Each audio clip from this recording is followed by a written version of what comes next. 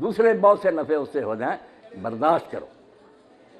میں نے جب تفسیر کشاف میں پڑھا، امام مخری فرماتے ہیں ایک خاوند اور بیوی تھے، عمران ابن حطان بخاری شریف کے راوی، مگر ہر لحاظ سے وہ ناقص الخلق، سارے اعضاء ان کے ناقص ہی ہے، مگر بیوی ان کو یوں سمجھیں کہ جنت کی حور مل گئی۔ ایک دن وہ اتنے خوش ہوئے، ہنسے، بیوی ہنسی کہ میں بھی جنتی ہوں، عمران تو بھی جنتی۔ اس نے کہا اللہ کی بندی یہ کون جانتا؟ کہنے لگی نہیں، دین جو آدھا صبر ہے آدھا شکر ہے، دو ہی پرچے ہیں دین، نصف صبر ہے دین، نصف شکر ہے۔ میں نے صبر کیا کہ تیرے جیسا کھاؤں جس میں ہر ہے، لولا لنگڑا انا، میں نے کبھی شکایت نہیں، اور تو نے شکر بڑا کیا کہ میرے جیسے آدمی کو ایسی پری مل گئی، اس لیے ہم دونوں جنتی ہیں، تو شکر کی وجہ سے، میں صبر کی وجہ سے۔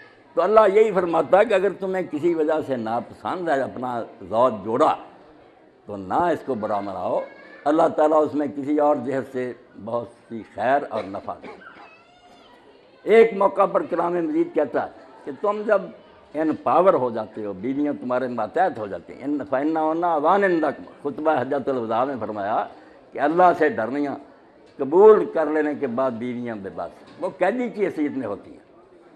اگر تم ان سے ظلم کا رویہ اختیار کرو گے تو اللہ تعالیٰ تم سے بھی سپریم ہے، اس کی عدالت میں تم میں پیش ہوگا۔ یہ قرآن مجید سورہ نساء میں اللہ فرماتا ہے فَإِنْ أَطَاعْنَاكُمْ فَلَا تَبْغُوا عَلَيْهِنَّ سَبِيلًا، اگر وہ تمہارے ساتھ اچھی طرح زندگی گزار رہی ہیں تو بہانے نہ ڈھونڈو بیویوں کو تنگ کرنے کے لیے، ان اللہ کان بما تعملون خبیرا، جو تم کر رہے ہو اللہ اس کو دیکھ رہا ہے، اس لیے اللہ کے نام پر تم نے قبول کیا تھا اس کا خیال کرو۔ جو آیات میں نے پڑھی، رسول اللہ نے پڑھی تھی، ان میں آیا ان اللہ کان علیکم رقیبا، کہ یہ محفل جو ہے اس میں صرف بندے گواہ نہیں، خود اللہ دیکھ رہا ہے کہ تم کس نیت سے قبول کرتے ہو۔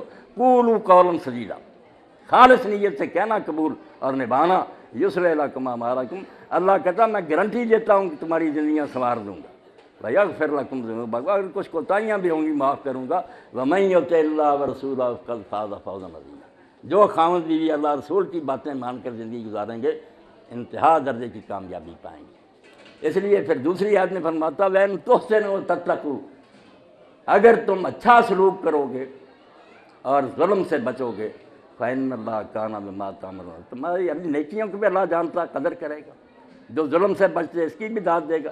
اور دوسری آیت میں اسی جگہ آتا وَإِن تُصْلِحُوا وَتَتَّقُوا، اگر صلح سے رہو گے اور ظلم و زیادتی سے اجتناب کرو گے، اللہ تعالیٰ فرماتا فَإِنَّ اللَّهَ كَانَ غَفُورًا رَحِيمًا، اللہ بخشنے والا اور مہربان ہے۔ تو دوسرے مقام پر فرمایا کہ اگر تم بہانے ڈھونڈو کہ تنگ کریں گے، ان اللہ کان علیٰ کبیرہ، تم سے بھی بڑی طاقت موجود ہے۔ حضرت ابو مسعود رضی اللہ تعالیٰ عنہ انصاری صحابی تھے، ایک غلام کو مار رہے تھے، اپنا غلام تھا مار رہے تھے، اللہ کے رسول نے پیچھے سے دیکھا تو آپ نے فرمایا ابو مسعود تیرے اوپر بھی ایک طاقت ہے، اگر تو اس کا مالک ہے تیرا مالک بھی خدا دیکھ رہا ہے۔ انہوں نے کہا اللہ کے رسول اب میرے اس گناہ کا کفارہ کیا ہے جو اس غلام کو میں مار بیٹھا اور آپ نے یاد دلایا کہ اللہ کی عدالت میں تم نے پیش ہونا، آپ نے فرمایا اب آزاد کرنے سے جان چھوٹے گی، ابھی اس کو آزاد کر دو پھر تمہارا گناہ معاف ہوگا۔ اس لیے میں اپنے بیٹے عامر بلال کو اور بچی حفصہ رشید کو بھی یاد دلاتا ہوں کہ آپ لوگ صرف ڈاکٹر صاحب کے بیٹے نہیں، قرآن کی روشنی میں آپ بوڑھے بھی بازواج و امہات ہوں، قرآن کہتا تمہارا ایک اور خاندان بھی ہے کہ رسول اللہ کی بیویاں تمہاری مائیں ہیں اور حضور تمہارے والد ہیں، اس لیے تم کسی خاندان اور رشتے سے تعلق رکھتے رسول اللہ کے بچے ہو۔ اور علامہ اقبال یہی فرماتے ہیں بچوں بچیوں کو غنچۂ از شاخ سارے مصطفیٰ، خیال کر تو غیر مسلموں کی طرح نہیں، تو حضور کی ٹہنی کا پھول ہے، از بہار شرنگ و بو باز گرت، اس لیے تیرے اندر وہ رنگ اور خوبو نظر آنی چاہیے جو اللہ کے رسول کی تھی۔ حضور علیہ السلام نے زندگی بیویوں کے ساتھ گزاری، فرمایا نا خیرکم رعایا، میرا نمونہ دیکھو، میرے گھر میں اتنی ازواج ہیں، کتنا اچھا سلوک میں نے کیا۔ تو اگر اچھے طریقے سے ہم زندگی گزاریں تو صرف دنیاوی زندگی نہیں، اللہ کہتا ہے کہ جو تم میں سے بیوی سے اچھا سلوک کریں گے وہ آخرت میں بہترین شمار ہوگی۔ اور بیویوں کو کہا کہ ایو ممراتن ماتت وزوجہا راضٍ دخلت الجنہ، جس بیوی کو اس حال میں موت آئے کہ خاوند خوش ہے وہ جنت میں داخل ہوگی۔ اور حدیث پاک میں آیا کہ جو نماز پڑھے، خاوند کی اطاعت کرے اور اپنی عفت اور آبرو کی حفاظت کرے، جنت کے 8 دروازے کھل جاتے ہیں کہ اس میں داخل ہو جاؤ۔ میری دعا ہے کہ اللہ تعالیٰ ان زوجین کو اپنے حقوق و فرائض پہچاننے کی اور انہیں ادا کرنے کی توفیق دے، اور یہ دونوں خاندانوں کے لیے عرفت و محبت کا باعث رشتہ بنے، ان کی زندگیاں اللہ رسول کی مرضی کے مطابق خوشی کی گزریں، یہاں بھی یہ سکون کی زندگی گزاریں، اور آخرت میں رسول اللہ کے ساتھ ان کا حشر ہو۔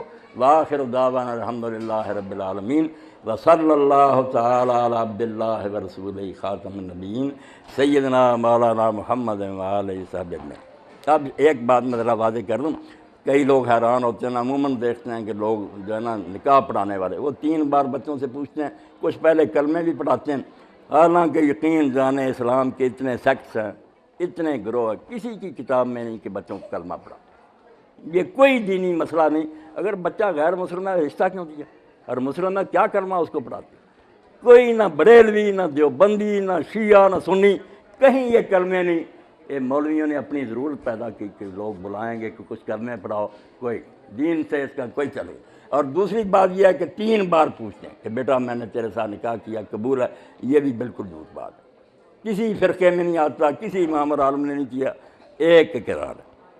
جب اسے پوچھا قبول ہے تو پہلے اقرار سے وہ پھر گیا، اس نے انکار کر دیا اس کا۔ خود مولانا مرزا خان رکھتے ہیں کہ کس دین میں آ کے 3 بار پوچھو؟